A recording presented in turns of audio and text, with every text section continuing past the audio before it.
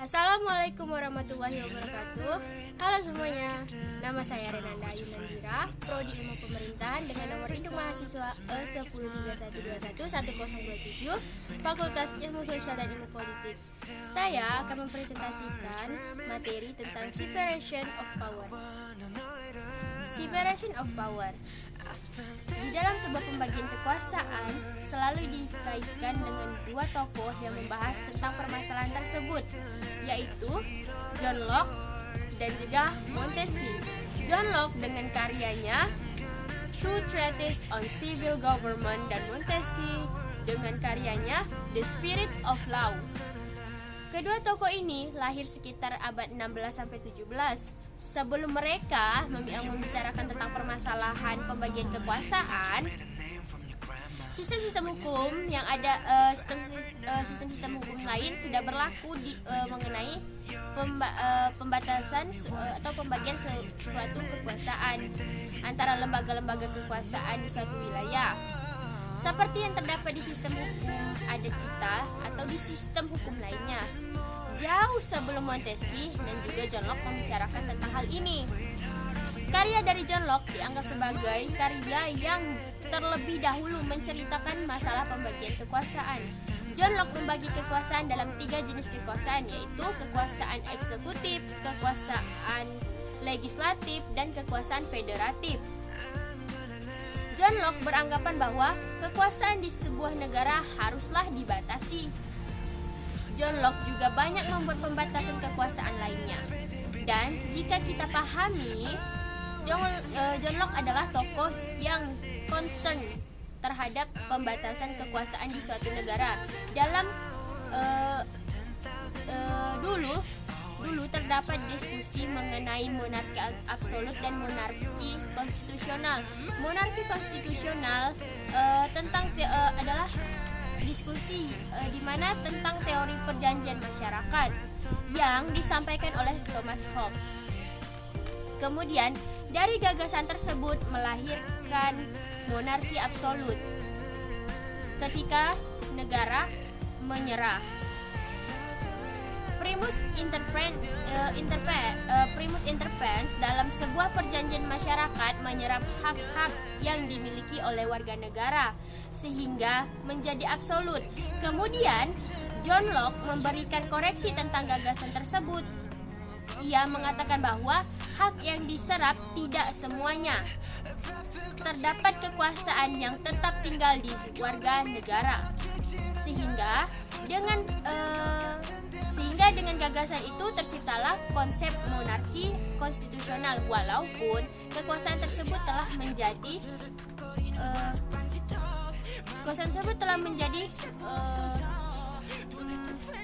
suatu kekuasaan yang konstitusional. John Locke tidak ingin kekuasaan hanya berada di satu tangan saja, karena kekuasaan yang ada di satu tangan menimbulkan kekacauan, menimbulkan problem terhadap pengelolaan terhadap suatu negara. Seperti yang sudah dikatakan sebelumnya bahwa John Locke membagi kekuasaan menjadi 3 jenis kekuasaan, yaitu legislatif, eksekutif, dan federatif. Nah, legislatif yaitu para anggota legislatif juga merupakan subjek dari hukum sehingga tetap harus tunduk pada hukum yang mereka buat.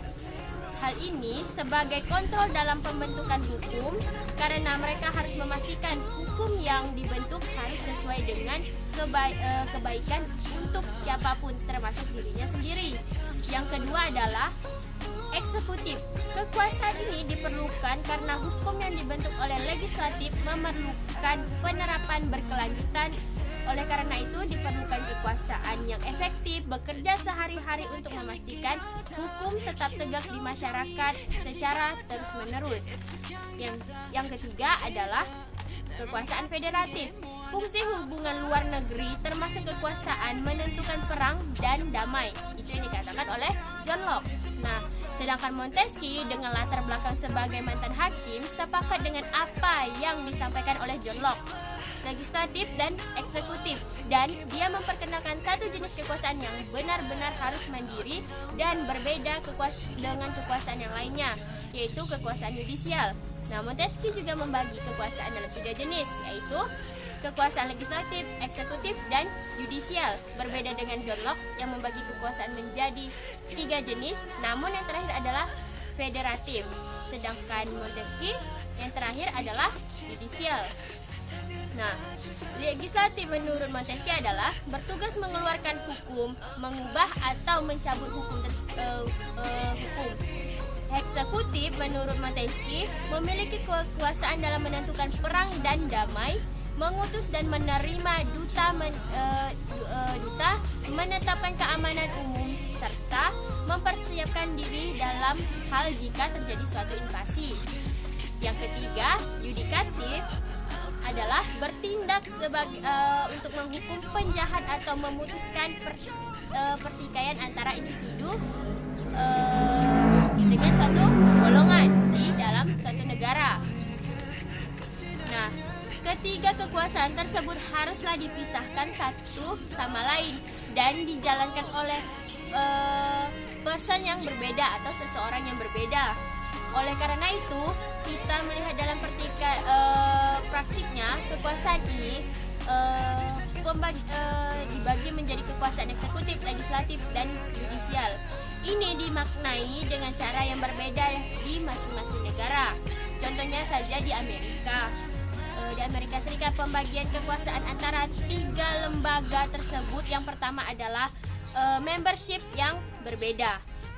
Orang yang tunduk atau orang yang duduk di suatu kekuasaan tidak akan duduk di kekuasaan yang lainnya.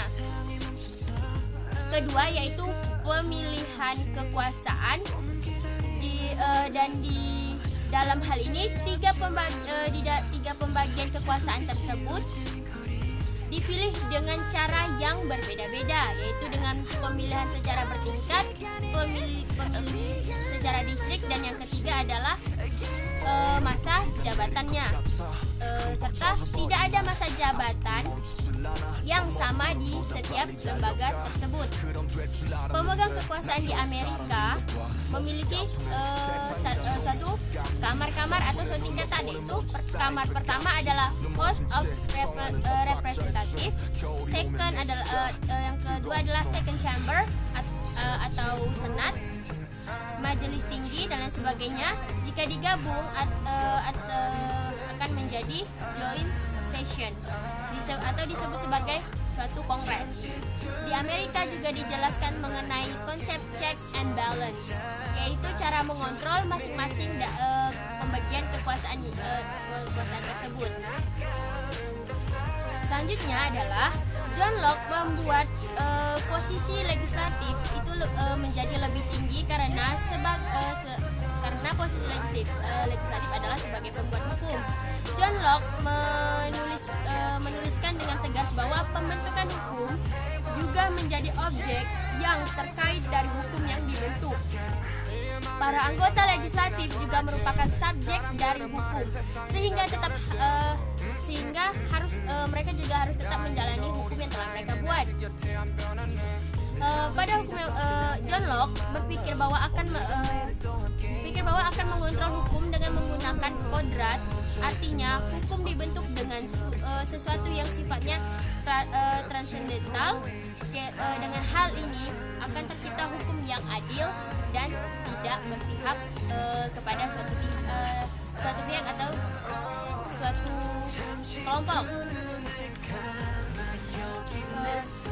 Untuk konsep check and balance, yang pertama adalah implementasi konsep tersebut dengan cara setiap cabang kekuasaan memberikan sedikit kewenangan aslinya kepada cabang kekuasaan lain yang digunakan untuk melakukan cek atau pelaksanaan kewenangan tersebut di cabang kekuasaan asalnya. Gagasan dari konsep check and balance adalah tidak ada lembaga kekuasaan negara yang lebih tinggi, semua berdiri sejajar. Untuk veto and checks and balance, terdapat poin-poinnya, yaitu meskipun presiden memiliki kekuasaan veto, namun bukan berarti kekuasaan legislasi presiden setara dengan lembaga perwakilan. Yang kedua, final say proses legislasi tetap pada lembaga perwakilan. Yang ketiga, veto presiden dapat dilawan oleh 2/3 kongres, 2 atau 3 kongres. Yang keempat, mungkinkah presiden akan melaksanakan undang-undang yang tidak disetujuinya.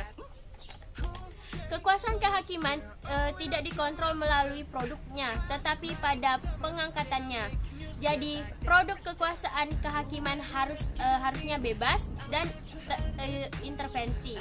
Maka bukan produknya, tetapi pengangkatan pada pengangkatan hakimnya. Hakim juga bisa di-impeach atau impeachment terhadap yaitu hakim dikontrol dalam rangka pelaksanaan mekanisme check and balance. Sekian video presentasi dari saya. Mohon maaf apabila terjadi kesalahan kata dan kekurangan terhadap penjelasan. Sekian dari saya. Wassalamualaikum warahmatullahi wabarakatuh. Terima kasih.